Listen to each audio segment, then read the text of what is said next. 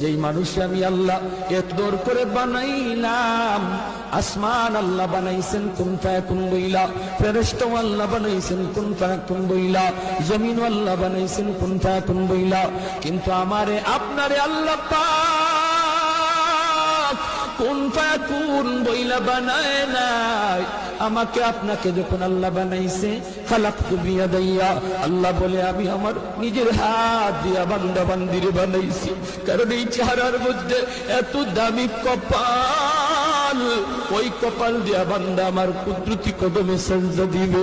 এই কপালটার এত দাম।